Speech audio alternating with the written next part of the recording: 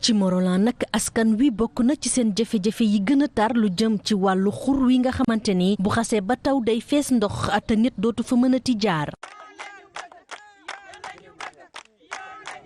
gis nga yoon bii moom la ñuy wax xulub bi canal bu yàgg la. yàgg nañ di ko tawat mais ku ñëw rek dañu naan teeg suba. gis nga maire bii fi nekk à 2018 jël naa audience ak moom bi ma ko ne carrément jour boobu am na ku ma àndaloon man ko de damaa bëgg nga dimbali ñu ci wàllu canal bi parce que ñun dañuy am jafe-jafe. Samba Karang dafa xaaju ñaar ñi nekk boor bële ak ñi nekk boor bii bu tawee. ñi am tool boor bi bu ñu jàllee bu tawee fekk ndox bi demul doo mën a ñibbi ñi nekk boor bii ku fi ñëw mbaa julli àjjuma boor bii bu tawee bu fekk taw bi arrêté wul doo mën a ñibbi te et puis ñun jour boobu keroog bi ma ko waxee Yves Lamine Ciss mooy suñ président communal bi daf ma ne carrément yoon bi dinaa ko pont. ñun suñ jafe-jafe première gis nag yoon bi ngeen filmé nii léegi fii ba xay jakal fii ba Kër Duum Palu Jal Palu Yugo nga dem ba Lam-Lam ak dugg naan yoon bi moo jëm ba foofu bu la nee sax nga jaar fi dagga dem Ndiassane bu la nee nga jaar fi dagga dem Tivaouane yoon bi yoon bu mag la te dëkk yi ma lim nii yëpp képp ku fi bëgg a dem Noto xam nga Noto mooy suñu marché bu mag bi képp ku fi bëgg a dem Noto yoon bii ngay jaar. yoon bii ngay jaar nga mun a jaay sa marchandise parce que ñun ñii ñëpp ay baykat lañu. kon baykat ne bu bayee ba pare soxal na yoon bu muy jaar pour dem. yoon yi defe naa Morolan bu dee bi ngay ñëw benn goudron nga fi gis moo jóge Noto moo dem ba Thiès mu nekk goudron boo xam ni yeneen dëkk yi yeneen mbedd yi foo jaar tali latérite ngay gis. beneen chose bi ci topp maa ngi dégg ngay wax waxi hôpital wala nit ñi di wax waxi hôpital Morolan amul hôpital Morolan poste de santé moo fi nekk poste de santé bu doy waar boo paree di nga dem xool ko nga xool commune bu toll ni Morolan 18 villages la. mu nekk commune boo xam ni amul poste de santé benn poste de santé moo nekk ci dëkk bi yëpp ak bi nekk Fulum boo xoolee yoon yi dara baaxu ci dara tey buñ taxawee ñu ne Morolan mu ngi avancé ak budget boo xamante ne ni macha allah nga gis jigéenu Morolan yi ni ñu sonnee ñu ngi jooy financement ñu ngi jooy feebar faju jafe-jafe yi bëri na ci dëkk bi. kon tey bu ñu déggee ni Morolan lépp mujj ñun loolu daf ñuy jaaxal en tant que doomi dëkk bi. amuñu yoon bu tawee comme li ñuy wax rek bu tawee xulub bi bu amee ndox bu fekkee nga génn da ngay am problème pour ñëw ci dëkk bi. am na jour boo xamante ne dama yendu dem marché wala ñëw fii avant may àgg fii rek xulub bi fees na dama mujjee retourné dem ba Gijoor yendu fa ba ay timis mënumaa jàll saret bi mujjee obligé jël si ma ñu wiiri beneen yoon. li ñu gën a ñàkk nag yoon bokk na ci am nañu ay jafe-jafe bu baax a baax sax ba pare ba fi ngeen jaar sànq booy dugg Fambaye góor na le ñaari oto bu fa tasee beneen oto bi day obligé en arrière ndax yoon bi dafa xat loolu yëpp bëgg nañ ku ñu ci dimbale. loolu bëgg nañ ku ñu ci dimbale ku ñu ci jàppale te jigéen ñi tamit bëgg nañ tamit bu baax a baax ku leen jàppale ci loo xamante ne daal état mën na ko wala commune mën na ko mu jàppale ci jigéen ñi ndax jigéen moom boo ko jàppalee. pour man dina mën a liggéey. da ngay bay ba pare pour nga génnee ko surtout nawet pour nga génnee li ngay bay sax problème lay doon. kooku jafe-jafe la boo xamante ne daal ci wàllu yoon yi bu ñu ci jàppale woon mu baax lool sax. Morolan fukki dëkk ak juróom-ñett la am na aussi fukki ak juróom-ñetti amu maanaam mooy dëkk yu ndaw yi li nga waxee noonu Samba Karang commune Morolan la bokk. Samba Karang effectivement am na jafe-jafe bi surtout mooy yoonu ndox bu xam ni. dafa yaatu trop effectivement maanaam waa Samba Karang pour ñu dem Samba Karang léeg-léeg dañuy am jafe-jafe surtout ci wàllu oto ci dox sax xëy na nit mën na dugg ci biir yoonu ndox mi génnaat mais bu dee oto da nga war a wiiri loolu xam naa ni lu metti la mais ñun je pense que loolu solution dina am xëy na peut-être am di moo kiiwul mais lu ñu bëgg a def mooy def benn pont bu xam ni day nekk diggante Samba Karang ak Paxam 1 ndax diggante ñaar dëkk yooyu ëppul téeméeri mètre mais il suffit nga def benn pont rek am nañu yaakaar ni waa Samba Karang coono boobu nañ dëj maintenant par rapport ak Samba Karang ba léegi yoon bu ñuy jaar actuellement yoon boobu dafa xaw a baaxul xat léegi je pense que loolu daaw la ñu ko bëggoon def mais mu tombeek hivernage bi borom tool yi ñaanoon ñu nañu xaar ba hivernage bi jeex na def nañu réunion keroog suñu responsable foofu dina recenser borom tool yi pour ñu woo leen waxtaan parce que foofu yëpp ay ñax la ñax nekk balaa nga koy laal da nga war a waxtaan ak borom tool bi loolu rek def naa moo ci des après ñu yaatal yoon bi def ci latérite am naa yaakaar ni loolu yëpp vraiment c'est des choses yoo xam ni daal c'est en vue loolu moom defe naa ne c'est normal parce que ñun ñu ngi liggéey ci communes yi yëpp mais ndànk-ndànk daal mooy tax ñu mën a def lépp. man bi may ñëw Morlan man maa ngi ñëw Morlan 2009 bi may ñëw Morlan en 2009 nit xalaatuloon jógee Tiviñ Tàngoor nawet dem Ngiig Faar sama pap bi ma jur boo ko yeewoon tey nga ne ko nawet jaar nañu jóge nañu Tiviñ Tàngoor dem Ngiig Faar day wax loolu mënul am nawet bu amoon na am na dëkk bu tudd Njaay bopp wala Luxus ñoom bu tawoon seen oto yi dañ koy gaare fii kenn du mën dem tey yooyu ñun def nañu 30 kilomètres de piste fanweeri kilomètres de piste ñoo ko liggéey on a réalisé fukki passerelle pont ak juróom nit ñi fu mu nekk nii c'est vrai que voilà mënuñu def lépp en même temps ñun duñu état ñun commune la kese mais lu ñu def quand même nit ñi fu mu nekk nii fulum bu tawoon ñoom duñu nekk mbuuru duñu nekk jën parce que oto mënu fa dem yooyu yëpp jeex na waa fulum tey pour ñu dem Pout côté bale amul problème ñun moom ci wàllu yoon ak wàllu passerelle loolu moom kuñ ci critiquer moom defe naa ni mën waxal kay fii des nañ ko def ensuite fii mois de décembre ou janvier au plus tard PUDC dañu defar encore 15 kilomètres de piste te 30 kilomètres yooyu ñun ñoo ko defar suñu bopp mais yii di ñëw waa PUDC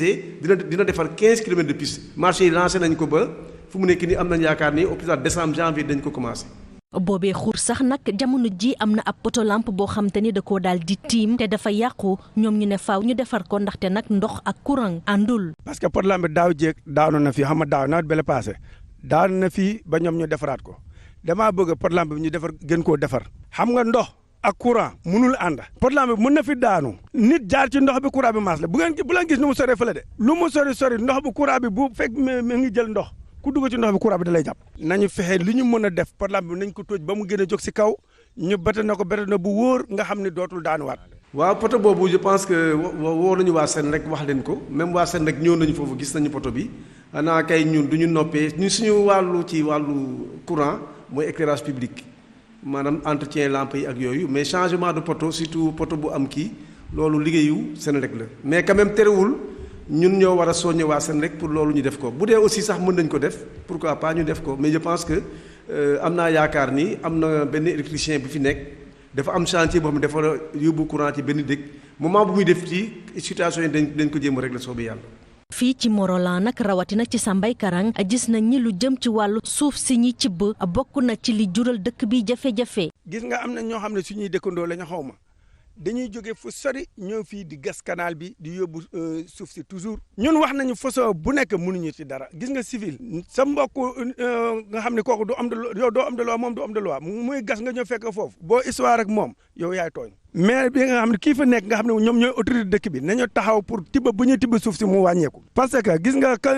pont kii bassin bii li ko gën a yàq tibb suuf si la bokk ñun coow nañ ci guddi coow nañ ci bëccëg te mënuñu ci dara. te ci biir réew mi tey Sénégal bariwul dëkk bu gën Morolan suuf façon suuf boo bëgg rek am nañ ko fi waaye tamit at yi dañoo seetlu ni suuf saa ngi wàññeeku di génn ci loxo baykat yi population bi di yokkeeku ñu am lu ñu seetlu tey suufu Morolan boo ko xaajee tey juróom-ñaari xaaj ñaari xaaj yi mu ngi ci population bi yeneen ñaari xaaj yi ñu ngi ci agro business yi mooy borom projet yi yeneen ñetti xaaj yi yooyu mu ngi ci promoteur immobilier yi ndax dañoo seetlu at yi yëpp ay promoteur immobilier dañuy ñëw Morolan ànd ak waa commune bi di noot nit ñi di jaay nit ñi doole tey village bi ma nekk tey Sambay Karang tey jafe-jafe suuf tey ci biir Morolan ñoo ci gën a sonn góor gi ma taxaw nii tey bari na ay fukki moromam ci gox gii nii tey am lu leen metti ci seen suuf ndax tey nit mënul nangu ab promoteur jógee fudul Morolan jógee ca àll ba ñëw ci suufu jaambur nga bale ko ba mu set bala toolu jaambur daf ci ay bornde tàgguwoo boromam waa Sambay Karang daf délégation dem ci monsieur le maire ñu ni ko suñu tool yi de dañ koo bale kan moo ko bale monsieur le maire premier magistrat commune bi mu ni yëguma ñu laaj adjoint au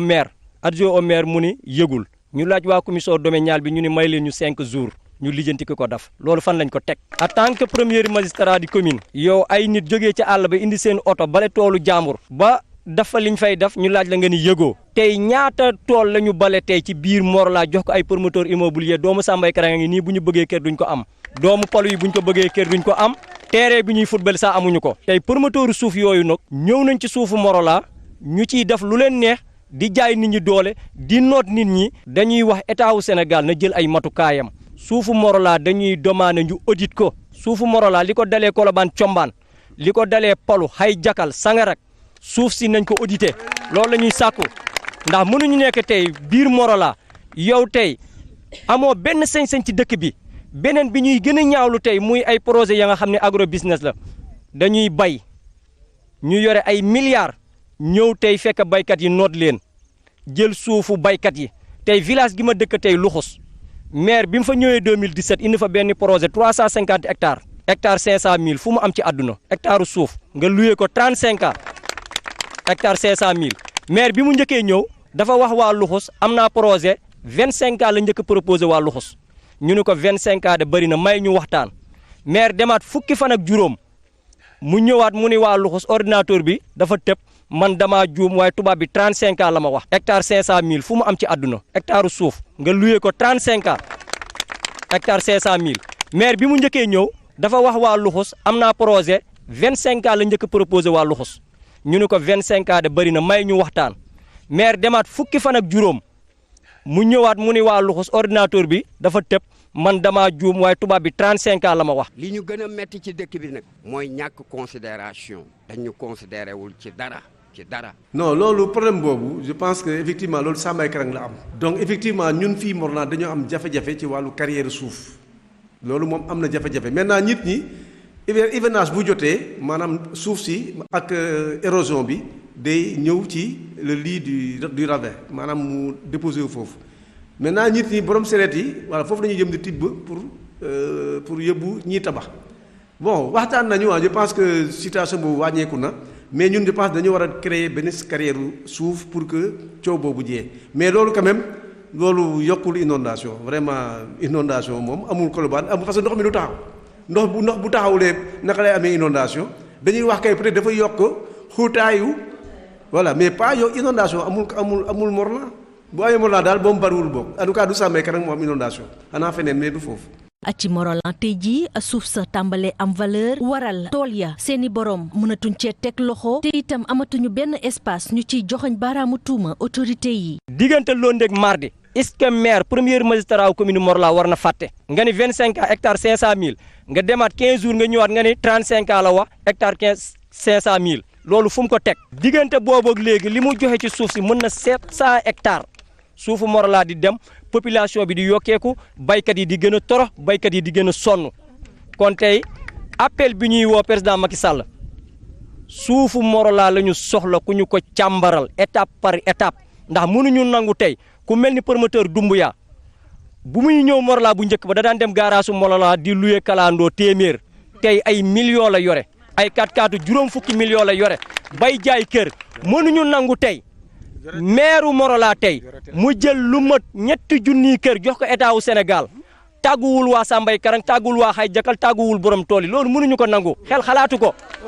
même état bi bu bëggee ay kër ci biir Morolan war nga xool sa askan amuñu kër jeunesse su Morolan amuñu kër amuñu fu ñuy dëkk tey gis ngeen fii tey yoon yaa ngi nii yoon yi baaxul kon tey day wane ni rek Morolan yaramu màgget la jubluwul sax ci yoonu développement ndax ñaareel bu ñu waxee. day wax nit ñi Morolan ci pax la nekkoon génnee naa ko ci pax bi yaakaar naa waa Morolan waa Sénégal yéen a ngi may seetaan fi ma taxaw nii pax la ba léegi Morolan mu ngi ci pax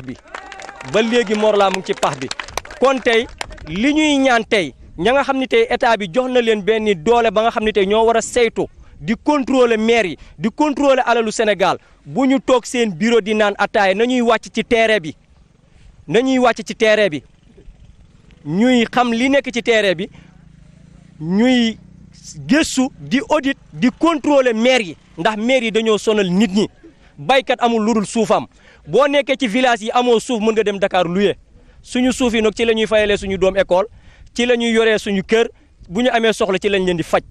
kon suufu Morolan ni mu demee metti nañu lool ndax Morolan benn espace desatu fa loolu nag dañ koy ñaawlu kon amuñu doole ba nga xam ni tey mën nañ ko jooye waaye Sen TV tey bu ñëwee fii tey day wane ni rek Sen TV mooy télé waa Morolan Sen TV mooy télé waa Sambay Karang ndax tey dañoo sonn population bi dañoo sonn nit ki mënoo ko fekk ci alalam nga jaay ko doole ba pare loo wax rek nga ni domaine national la loo wax rek indi ay AFP di xëpp baykat yi hectare suuf 300000 hectare suuf 800000 ci biir Morolan fii fan lañ ko teg kon maire Morolan na jël ay matukaayam jël responsabilité am xam ni mu ngi toroxal baykat yi mu ngi toroxal sàmmkat yi mu ngi toroxal jigéen yi di tëjee waa Sen TV dañ leen di sant di leen gërëm ndax Sen TV tey ku ko laal rek daanaka laal nga baykat yi mooy télé baykat yi mooy télé sàmmkat yi mooy télé askan bi ñun waa Morolan Sen TV ku ko laal rek laal nga ñu ndax léeg-léeg mën nga yaakaar ni boo laalee Sen TV bugaan rek ngay song ak ñi muy liggéey déedéet waaye heure boo laalee Sen TV rek laal nga baykat yi laal nga waa àll bi laal nga village waaye laal nga waa tund Morolan yëpp kon nañu bàyyil Sen TV foofu alalu askan bi la ndax c'est la première fois lii di am yoon yu bon yi tëli yu bon yi ni ñuy jaxatee suuf si loolu Sen TV moo ñu koy woneel kon ñun Sen TV la ñuy nooyee Sen TV mooy suñu télé. feebar bu mag bi nga xamante ne mooy feebaru Morolan mooy suuf si nga xamante ni ñu ngi koy jox ay étranger ba ci suñu ëttu kër yi maanaam kër yi boo xoolee ba ci ñu ngi koy jox étranger yi man mii may wax ak yow mii sama maam am na suuf boo xamante ne suñu nijaay 500000 lañ ko joxe mooy suuf bi ñuy wax nii à combien 500000 francs pour hectare 35 ans pour hectare man mi may wax nii mois de juin ak léegi suuf bi ma luyee hectare maa ngi koy fay 400000 francs loolu est-ce que am na avantage ñu ngi saaxee suuf si rek saaxee suuf si ba mel ni maara day taane te ñun suuf bi la ñu yaakaar loolu amul benn avantage suuf bi nañu xool ëllëg suñuy doom yi ak suñuy sët yi mais bu ñu wax rek tey mu sotti tey mbaa ñu joxe ko tey loolu xiif wolof day wax xiif bu la taxee nga jaay say bien yëpp say bien dina jeex sa xaalis jeex nga des a xiif loolu moo ne fii biir Morolan. loolu je pense que boo leen bëggee sax mën naa leen jox convention yi ñu ngi fi documentation baa ngi fi waa Morolan ñoo soxla projet su ma la nee par exemple tool yooyu ñuy wax am na tool yoo xam ne bay ñu ko depuis ñeenti fukki at foofu nekkoon na àll ñëpp àll bi moom amoon na nekk bu dee téeméer la amoon na juróomi nit ñu doon bay foofu mais juróom-ñeenti fukki yi ak juróom yi yëpp kenn bayu depuis 40 ans 20 ans minimum bokk am na ñu am 40 ans yi 30 ans ñi di daal baytu ñoon foofu waa Morolan ñoo ñëw ñu ni ñoom dañoo soxla projet ñu gungee leen gunge bi nag mooy daan waxtaan bu juboo waa Morolan dañu ne woon 25 ans ñoom waa Morolan promoteur yi mu ni 45 ans ah mais ñu discuter ba milieu bi lan la diggante 25 ak 45 lan lay milieu bi c'est 35 nit ki kay xanaa kay booy négocier doo naan fi ma taxaw foofu lay taxaw rek il faut nga def jéego kay def jéego ngeen daje 35 ans yi nag léeg-léeg damay dégg ñu ni 500000 pour 35 ans non loolu je pense que yooyu ay wax yu yàqu rek la soo gisoon convention bi gis na mer suba mën naa leen inviter Sen TV ngeen ñëw suba fu ñuy jotee chèque 27 millions 27 millions yooyu lan la ristourne la pour borom tool yi parce que ci biir convention bi dañoo def ni maanaam borom tool yi chaque mois chaque année dañuy am ristourne maanaam borom kii bi nu mu tuddi promoteur bi day jaay bu jaayee extérieur tonne bu mu jaay am nañ ci 10 euros maanaam junni ak ñetti téeméer yooyu suñ ko dajalee daaw jotoon nañu fukki millions ak ñett ren dañuy jot ñaari fukki millions ak juróom-ñaar déwén juróom fukki millions déwén année bi ci toppaat 100 millions defe naa loolu kenn war ko comparer ak ay 500000 bokkul ak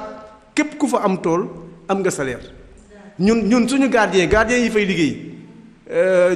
seen payoor moo ëpp fuuf gardien Dakar ndax ñu ngi jot lu mu néew fukki junni ak juróom-ñett 90000 net te dañuy am sécurité sociale dañuy am IPRES donc loolu je pense que nit ñi ñu ngi liggéey je pense que c'est le contraire yéen par exemple maa ngi leen di ñaan fekkee mën na nekk ngeen def reportage di ngeen gis ni ñu bari Dakar la ñu nekkoon dañoo dellu fu tey ci Morolan projet bi ngeen kese la nit yi nag bon wax yu yàqu moom kenn mënu ko bañ mais li ma wër maanaam waa Morolan ànd nañ si projet bi du ñàkk nekk c'est normal voilà yàlla sax ñëpp ànduñu ak moom waxtuma nit. geneenug jafe-jafe goo xamante ni ñoom baykat yi daal dinañu ko becci moo di lu jëm ci wàllu financement agricole ay jafe-jafe rek lañ ci am niki noonu lu jëm ci wàllu subvention wu engrais bi. bi ci topp itam mooy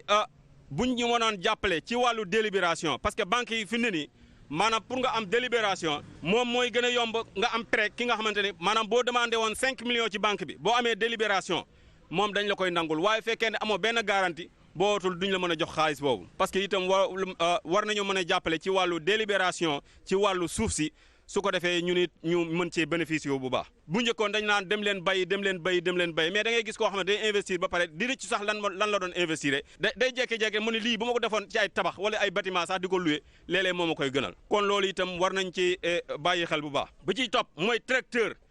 ñun fële au niveau du Fulum dañuy jëlee tracteur ba bayax dañ fay jëlee ay tracteur da ngay gis tracteur boo xamante ne day wàcce ay journée 500 000 francs man li ma la wax je parle en connaissance des choses man dama koy xam parce que man bay naa ñetti tool yoo xamante ne boo xoolee daanaka dem ñetti ci 250 000 bu yàggul rek kon loolu itam tracteur boo xamante ne dafay nekk ci disposition Morolan particulièrement dëkk yi nga xamante ni ñoom ñoo gën a yëngu ci wàllu bay ci biir gox bi kon loolu itam buñ ñi ci jàppale itam dina baax lool am nañu sax dégg-dégg am na tracteur boo xamante ne mu ngi fii ci biir Morolan waaye dañ koy dégg rek. bon subvention engrais mais quand même état bi mu ngi subventionné engrais bi man je ne sais pas ban engrais la ñuy wax mais état baa ngi subventionné engrais bi chaque année état day joxe jiw yi yëpp parce que day am gerte day am basi day am maïs day am ñebbe voilà jiw yi ñu soxla yëpp dañ koy am fii même sax dañuy jox parfois ay ñaam bi donc en même temps loolu day ànd ak ay engrais pour man gisuma ban jafe-jafe la ñu am foofu. bu ñu mënul jaayi nag bëgg nañ fu ñuy denc seeni marchandise ba tax na nee nañu ab magasin wu stockage faaw rek nag ñu daal di ko am ci bile gox. war nañu am magasin yoo xamante ni magasin stockage yoo xamante ni ci la ñuy def suñu produit bu ñoree parce que suñu soble bi vraiment ren boo xoolee Fulum waroon ngaa ñëw Fulum ci période soble dañoo mujj obligé di ko tuur ci canal ya am ñoo xamante ne léeg-léeg dañuy joxe foofu di ko tànn di tànn la ca baax te kuy bay itam defe naa loolu taxul woon su ko defee yooyu nañ ñi ci dimbali feebar yi daal bari ba nga xamante ne mënuñu koo lim. damay bëgg a wax rek ci wàllu jafe-jafe yi nga xamante ne moo am ci wàllu bay ci gox bi ñuy wax Morolan xam naa ne bu ma ko dee wax sax bootul dañ fi fanaan ndax mbir mi dafa mel ni mag moo xamante ne daanaka yaram yëpp ay metti boo xoolee ci wàllu mbay mi vraiment sonn nañ ci lool ñun baykat yi dañ ciy sonn lool ba àgg ci lool sax nag. bon magasin de stockage voilà loolu peut-être mën na am jafe-jafe voilà mais balaa magasin de stockage looy stocké lu ñuy bay kan mooy ana lu ñuy bay fii Morolan dama daan ñaanoon nga dem ci tool yi ndax ñu ngi bay lu ñu bay fii lu ñuy bay mooy loo xam ne peut-être en général tomate kenn du ko stocké tomate dañ ko war a jaay. mais bay moo tax mu nekk nii presque baytuñu dugub baytuñu ñaam ñu tuddi maïs. bon loolu moom c'est lié à beaucoup de choses li ko waral mooy peut-être am na sécheresse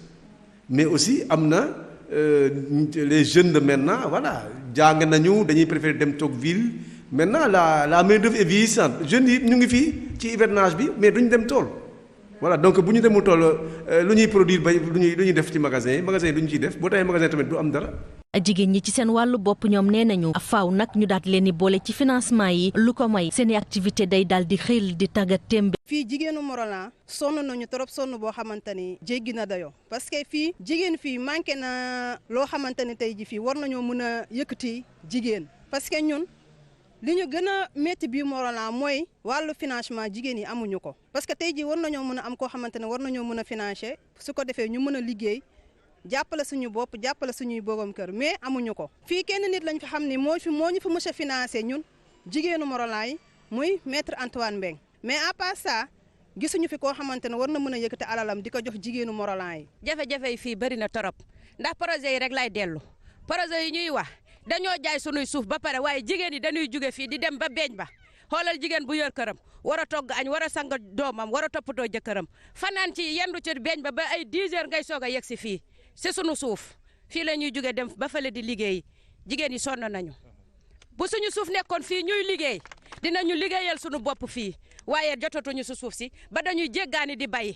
metti na jigéen yi di gas ay pombiteer di gas soble di yendu foofu ba ngoon di soog a ñëw fii metti na man mii di wax ak yow ni biir Sambé Karang laa juddoo waaye lii may gis fii si dëkk bi métti na trop jigéen ñi sonn nañu jigéen ñi fii dañoo sonn mooy mokk ñun dañoo mokk si séeréer. financement peut-être du man may financer mais financement am na parce que boo xoolee fii y a beaucoup de mutuelles y a Kouri microfinance y a Copec Resop am na ñoo xam ne sax xaw ma seen tur yi donc ñu ngi fii jigéen ñi ñu ngi en tout cas ñiy bëgg a leb ñu ngi leb di liggéey mais en général voilà payor bi peut-être mooy problème bi remboursement mooy problème mais c'est pas le crédit en tant que tel mais payor bi mooy jafe-jafe bi mais defe naa ne ku bëgg a liggéey vraiment nit ñi y a beaucoup de projets même y a un projet du ministère de la femme bu war a ñu jox temps yi 20 millions pour les familles vulnérables mais yooyu crédit la pour que ñoom ñu mën leen jàppale pour ñu sokkaliku daal mais vraiment ci wàllu crédit am na mais crédit bi en général ñi dañuy bëgg crédit bu jógee ci gouvernement bi wala bu jógee ci mairie yi loolu kenn du ko rembourser nañ leen bàyyi ak privé yi comme ça ñoom une entreprise privée doit travailler avec une banque privée loolu moo gën parce que état bu ci duggee rek voilà taux d'impayé bi day yokk. ñi nga am ci bile dëkk ñoom nee nañu fu ñu dugg ak seeni jur mooy seen jafe-jafe ne amatuñu fu ñu leen def ngir mën leen a sàmm nag. jafe-jafe nag bëri na lool ci commune Morla tey ci wàllu sàmm bi ndax suñu jafe-jafe bokk na ci ñun tey mun naa ne amuñu tey sàmmwaay dañuy xat-xat loo rek du ndox bu ñuy wëgg nag du mbedd bu ñu jaar du àll bu ñu sàmmee kon loolu ay jafe-jafe la yoo xamante ne dafa bokk daje tey suñu bopp. commune bi tey munoo dem benn dëkk tey bu am mbalka pour wëggukaayu jur amu fi amul benn dëkk boo xam ne tey da nga fay génn nga am mbedd pour sa jur génn fa dem amul fenn foo xam ne féete nañ fa pour àll am na fa déedéet dañuy xat-xatlu rek parce que fi ñu doon sàmmee ci xur wi ay projet jël na ko tàngoor bi zone militaire la léegi militaire yi jël nañu seen moomeel beneen côté bi nga xam ne moo féete woon tali bi ci penku def nañu ko tey ay dëkkuwaay kon tey sàmmukaay amatul Morolan mun naa ne tey dañuy xat-xatloo di dem rek li ñu gën a jaaxal tey nag ci wàllu sàmm bi mooy fi ñu jëlee projet fi mu jël ay hectares yi hectares la fan la ñu doon sàmmee jël nañu ko ñu ngi béy projet yi baax na lool nag ndax am na lu muy njëriñ ci wàllu koom-koom ci biir dëkk bi ak jigéen ñi mais nag am nañ ciy jafe-jafe parce que bu fekkoon bu liggéeyee ba pare la muy récolter bu paree mu jox ñu ko sax ñu jox ko suñu jur kon jafe-jafe yi dina mun a wàññeeku mais da koy jël yóbbu ko fenn bi dem taal ko amatul njëriñ kon desa loolu avantage amatu fa mais bu fekkoon bu paree tey jox ñu ko sax wala mu jaay ñu ko sax ñu jënd ko jox suñu jur kon dina doon njëriñ sax kon si ñun ñu gis si suñu bopp mais da koy jël indi ko si benn hangar taal ko dem yoonam kon loolu du avancement su commune. loolu moom su ku ko wax moom day wax lu ko ne nga baal ma ci waxin bii mais pour man déjà nee naa sànq waa Morolan baytuñu fu ñu doon bay yëpp loolu nekk na ay zone de pâturage ñu ne amul fu ñuy sàmmee ñoom sax dañuy sàmm boo gisee jafe-jafe bii gën a tar Morolan lan la ruur borom sàmmkat yooyu ñoom ñooy ruur toolu baykat yi mooy histoire yi ëpp Morolan conflit yi ëpp Morolan foofu la donc je pense que loolu non pour man zone de pâturage yi moom presque toute la fu ñu doon bay yëpp fu mu nekk na zone de pâturage parce que gars yi baytuñu da ngay gis ay quelques nit ñooy bay fii quelques nit yooyu nekk mais ñoom ñooy ruur chaque jour da ngay ñu gis nit ñëw fii indi fii ay nappe fourrière bi voilà. jigéen ñi bu ñu tolloo diggante dañuy am ay jafe-jafe ngir mën a respecter seeni visite wala sax bu ñu amee accouchement bu metti li jëm ci wàllu feebar faju bi nekk jigéen amu ko fii parce que fii nii lépp loo fi yëkkati xaalis mooy tax nga faju dañuy dem hôpital jigéen yi am na ci ñoo xamante ne tey jii ñàkk nañ ci seen bakken ci wàllu feebar faju wala wàllu dem am doom ñàkk matuwaay yoo xamante ne amuñu ko parce que tey nga dem hôpital nga war a faju waa hôpital bu ñu xamee ni carrément ni mënuñu laa faj ambulance moo la war a yóbbu kees directement mais amuñu ambulance boobu kalandoo ngay jël diggante kees ak fii nga jël kalandoo bi yóbbu la bu yàlla suñu borom bu ci antuwulee lool nga ñàkk sa bakken ci àll bi parce que am na ku fi ñàkk bakkanam keroog kalandoo moo ko yóbbu diggante bi muy dewee fii kees ci yoon bi la ñàkkee bakkanam mu dellusiwaat ak liiram te jamono jiñ toll ni instant ni jigéen war na toll foo xamante ne war na weesu foofu ñun ñuy jur doom yi ñun ñooy faju ñun ñooy dem hôpital mais hôpital bi moom amul sécurité boo xamante ne carrément tey jii jigéen war na fa mën a taxaw ba faju normal amu fi médecin yu doy amuñu ko hôpital bi tamit defaruñu ko defar boo xamante ni yenu na maanaa parce que tey jii nga war a entrer ay malade di malade boo ñëwee benn salle d'accouchement moo fa nekk ñaari lal ñoo fa nekk tamit ñun tamit jigéen ñi tamit bu ñun mënee jàppale ci ñu jàppale ñu rek defaral ñu hôpital bi ba su ko defee ñun ñu suñu jëm bopp ñu mën cee gis suñu bopp. da ngay xool tey diggante fii ak Thiès ñaata jigéen Morlan war na mën a am hôpital Morlan war na mën a am police commissariat dëkk bu sosu ci 1800 et quelque ba léegi Morlan amul commissariat Morlan amul poste de santé ni poste ni case des tout-petits nii dara amu ci. tey boo fi ñëwul woon nit ñi wax seen jafe-jafe toujours dañuy defe ni Morlan baax na. parce que aussi village bu ne mënul am poste de santé fii Morlan on a 3 postes de santé on a 4 cases de santé pour 18 villages. si on a am na ñaari ambulance projet boobu ngay wax sànq jënd na benn ambulance bu bees tàkk am na benn ambulance bu nekk fii poste de santé baa ngi fi bu central bi ñun ko en matière de santé en matière d' éducation zéro faute à Morlan. leneen loo xamante ni nag jigéen ña daal di nañu ko fa jooylu bokk na ca ab marché boo xamante ni dafay daal di mucc ayib. jafe-jafe yi nag bëri na soxna si parce que moo tax ñu naan Morolan tout va mal boo xoolee dëkk bu mel ni Morolan defe naa caméraman bi dugg na ci marché bi léegi am ay image yu mu jël nga xool tey Morolan ni mu mel tey boo daagu woon ba nooto lañ fay jaay yëpp Morolan lañ koy bayee te sunu marché baa ngi nii mënul génne 2000 francs juuti. nekk na loo xam ne mënuñu ko tuddee marché Morolan tout va mal. suñu gox bi dafa war a am marché boo xamante ne normalement lu ñu am ci wàllu jaay. ñu ngi ci je pense que man bi may ñëw fii Morlan yow boo demee tey di nga ko fekk lu mat 20 ou 30 cantines ñun ñoo ko tabax 10 magasins peut-être ñun ñoo ko tabax actuellement ñu ngi toj beneen marché bu ñu defar en 1980 des choses comme ça temps président Pierre Diène boobu dañ koy toj ñu defaraat ko beneen uul. defar nañu ñaari óol foofu ñu ngi dem je pense que on veut même pourquoi pas créer un supermarché à Morlan ñun foofu lañu jëm maintenant ndar xëyul sotti quoi nànk-nànk rek. ñi nga xam ne nag ñoo yëngatu ci wàllu culture ñoom bëgg nañu ñu gën a nag daal di gestu li nga xamante ni moo di seen gox bi ci wàllu culture boobu. man damay wax ci mbiru culture dama bëgg ñu promouvoir culture bi. tolluwaayu culture bi xaw na néew instant bi ñu nekk nii vraiment bu ñu sañoon ñu promouvoir culture bi ndaxte culture bi Morolan dafa bëri ay artistes day englobé artisans yi yëpp ci biir dañoo bëri même jeunes yi jeune boo gis bëgg na nekk rappeur wala reggaeman yooyu yëpp war nañ ko promouvoir bi Morolan nekkee Morolan ba tey amul benn infrastructure ba ñu teg pour mu nekk loo xamante ne artistes yi ñoo ko moomal seen bopp yàgg na ñu ngi promouvoir ñu ngi góorgóorlu dañuy teg ay association culturelle sax mais du yàgg daanu xam nga financement du am financement dina am sax mais du ñëw ci artistes yi ak ni muy ñëwee bu nekkee financement boo xamante ni 500000 la nga partagé ko ci 100 artistes xam nga loolu mënul yëkkati artiste ci kaw mbirum artiste dafa métier d'artiste dafa metti loolu war nañ ko promouvoir Morolan war na am benn maison boobu bu yàgg boo xamante ni day tey artistes yi dans chacun dans son domaine te culture saa yoo développé culture yaa ngi développé ta localité développement bi ñuy wax nii yëpp route yeeg ak yeneen culture bi boo ko yëkkatee rek le tourisme bi ñu ñëwee touristes yi bu ñu ñëwee foofu mooy développé ta localité ak sa personnalité ak sa xeet. bon man de je suis un homme culturel ça c'est dans mon sang parce que fii quand même chaque année ou chaque ñaari at dañu doon def journée culturelle dañ ko doon def naa lu ne ak artistes yi nag j'ai accompagné naa artistes yi bu baax a baax ba daaw ou ren je ne sais plus ren on a fait venir indi nañu fii orchestre national ñu formé ñu ay artistes